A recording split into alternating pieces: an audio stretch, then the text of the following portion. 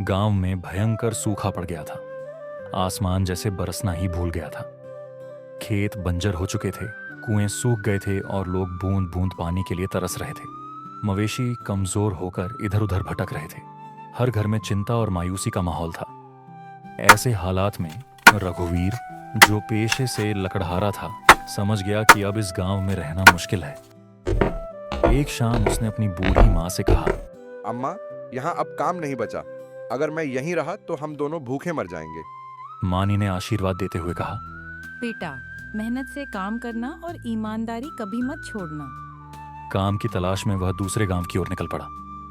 कई कोस चलने के बाद धूल और पसीने से लथपथ वह हरिपुर गांव पहुंचा।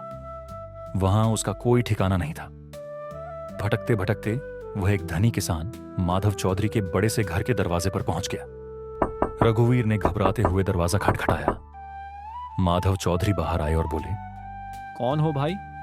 रघुवीर ने हाथ जोड़कर कहा, चौधरी जी, मैं दूसरे गांव से आया हूँ।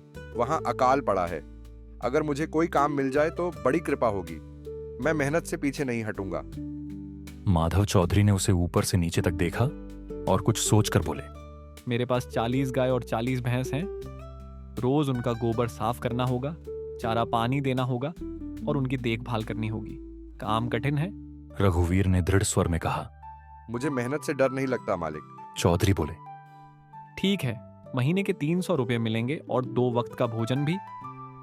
रघुवीर ने कठिनाई समझते हुए भी हामी भर दी और विनम्रता से रहने के लिए गौशाला में जगह मांग ली, जो उसे मिल गई।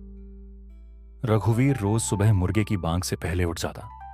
ठंड हो या गर्मी, वह पूरे मन से काम करता। जानवर भी उसे पहचानने लगे थे और उसके पास आते ही शांत हो जाते। एक दिन चौधरी ने मुस्कुराकर कहा, रघुवीर, तुम्हारी लगन देखकर मन खुश हो जाता है। उसकी ईमानदारी और निष्ठा से प्रसन्न होकर कुछ समय बाद माधव चौधरी ने उसकी तनख्वाह बढ़ाकर 600 रुपए कर दी। रघुवीर ने पैसे संभाल कर बचाने शुरू कर दिए। कई सालों में उसने अच्छी रकम जमा कर ली और गांव के किनारे एक छोटी सी झोपड़ी बना ली। झोपड़ी बनते समय उसकी आंखों में खुशी के आंसू थे। अब वह दिन में काम करता और रात को अपने छोटे से घर में चैन से सोता। इसी बीच गांव में चोरी की घटनाएं बढ़ने लगीं। रात को अजनबी साए गलियों में घूमते दिखाई देते। रघुवीर को चिंता हुई कि उसकी जमा पूंजी कहीं चोरी ना हो जाए। उसने यह बात चौधरी से कही। माधव चौधरी ने गंभीर स्वर में कहा, गांव के जमींदार रणवीर सिंह के पास लोग अपनी धनराशि सुरक्षित रखते हैं। तुम भी वहां रख दो।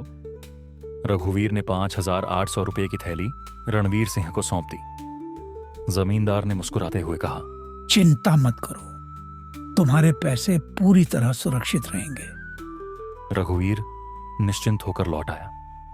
2 साल बाद जब रघुवीर ने अपने पैसे वापस मांगे तो रणवीर सिंह का चेहरा बदल गया। वह कठोर आवाज में बोला, कौन से पैसे? कोई सबूत है तुम्हारे पास? रघुवीर ने विनती करते हुए कहा, मालिक, वह मेरी मेहनत की कमाई है। लेकिन जमींदार ने उसे अपमानित किया और अपने आदमियों से पिटवाकर भगा दिया। घायल और अपमानित रघुवीर 2 दिन काम पर नहीं गया। जब माधव चौधरी को पता चला तो उन्होंने क्रोध और दुख से कहा, अन्याय को ऐसे नहीं छोड़ सकते। और उन्होंने एक योजना बनाई। अगले दिन माधव चौधरी एक बड़े सूटकेस में ढेर सारे पैसे भरकर रणवीर सिंह के पास पहुंचे। उन्होंने गंभीरता से कहा, मैं व्यापार के सिलसिले में शहर जा रहा हूँ।